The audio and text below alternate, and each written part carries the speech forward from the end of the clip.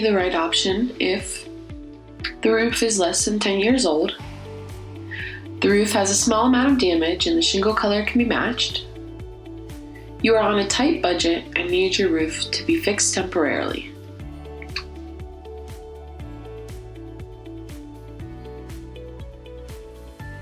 It might be best to replace the roof if the roof is over 15 years old. In Ohio, most roofs last about 15 to 20 years. The shingles are brittle and falling apart. Replacing it will be cheaper in the long run. There's a significant amount of area that is damaged.